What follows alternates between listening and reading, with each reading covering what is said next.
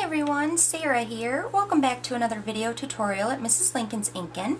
Today I wanted to show you how to make these adorable paper shirts with Father's Day in just a couple of days. What a great little card or gift to give Dad or that special man in your life on Father's Day. When you open them up, this is where you can put your greeting or your little note to that special someone, just telling them how much you appreciate them. How adorable are these? I've been making them like crazy. I'm totally obsessed with them. So let's go ahead and get started with this project today. First, what you're going to need is a piece of DSP cut at 8.5 by 11. Once you have it cut, you need to make one score mark right down the center at 4 1/4. Once you have that done, we need to decide what pattern paper you want your main shirt to be. So what part you want to show right here in the middle and on the collar. Once you have that decided, you need to take that pattern and you need to have it face down on your work surface. So I want this pattern to be my main shirt. Once you have that done, you need to take this edge right here and fold it up to that score line right there. So get it as straight as possible and fold it right on up to that score line and give it a nice crease. Turn it around and do the exact same thing on this side. Get it nice and lined up there with that other flap right there. And then a nice crease. Once that's done, we need to turn it over so our flaps are facing down, and we need to come up here to the top and we need to fold this over about 1/2 inch or 3/4 of an inch. What this is going to serve as is your collar. So really, however wide you want your collar to be is how far you need to fold down. So it's really your preference as to how wide you want that little flap to be right there. Flip it back over, and what we need to do is we need to take this point right here and meet it in the middle of our flaps. Now we don't want to just fold it over like this so that edge meets right there, because we don't want that straight across edge. What we need to do is take this point and go upward a little bit, leaving that little gap right there in between this and your score mark, because what we're looking for is to have this longer edge right here.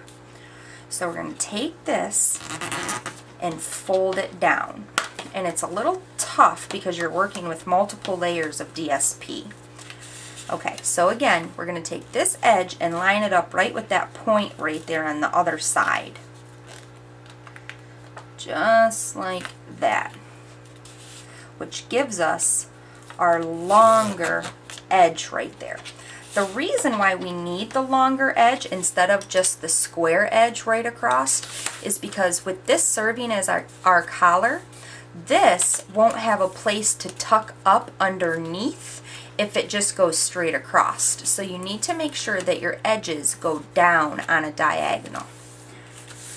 Okay, once that's done, we need to take our bottom flap right here, and this edge right here needs to mesh with this edge over here. So we're just going to take this and fold this up until they meet. And then do the exact same thing on the other side, making sure that our points right here are even. Just going to take this and fold this up. Just like that. Reinforce our score lines. So now it should look like this. Like it has little wings. Alright, once that's done, we need to fold this up using this line that we just created as our guide. So we need to fold it and then crease it. Now, it's very important that you do a good score mark or a good crease right there, because this score mark is very vital for the next step.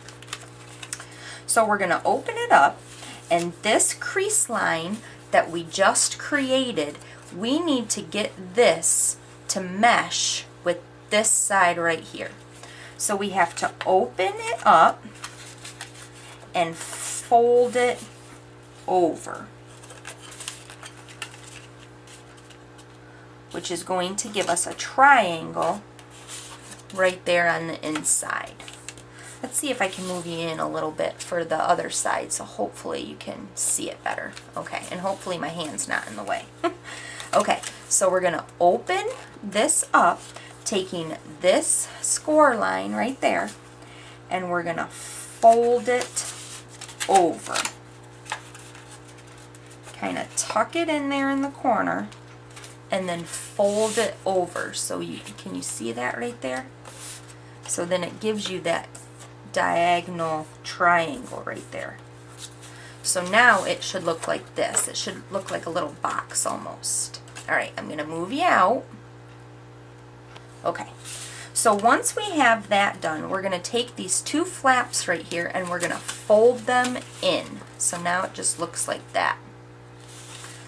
We're going to push these two pieces out right here, and we're going to fold this crease up and then reinforce. So see, these are now our sleeves. Now what I like to do is I like to take my snail, and I like to put snail just on these little triangles right here, right in between the two score marks that you have. And then I like to put snail all down right here. And snail works perfectly fine. You don't need to use red sticky. You could use Tumbo glue if you wanted to, but I find that snail works great. So then we're just going to fold it back up, and now it sticks. So now it should look like this. Now these two flaps right here, remember these are going to be our collar. So to finish off our card, we need to bring the bottom up, and we need to tuck it underneath those two openings right there in the collar. Get it straight, and then crease it. Make sure you get it good and reinforced. Just like that. And there's our little shirt. How cute. Now for the inside, I'm just taking a piece of Whisper White, and this is cut at 4 by 3.5. And I'm just going to snail it all up. And I'm just going to place it right here in the center, so I have a place for my message. And there we go. There is our cute Father's Day shirt card. How cute. Here are the other two. And I wanted to mention that with this one, I used the new Gingham Garden DSP. This one is in the Modern Medley, and this one is in the Polka Dot Parade. And all of these great DSPs can be found in our new Stampin' Up! Annual catalog. If you don't have a catalog yet, you can visit my website at www.mrslincolnsinkin.com. I would appreciate your business. And I hope to see you again next Friday. Until then, happy inkin'!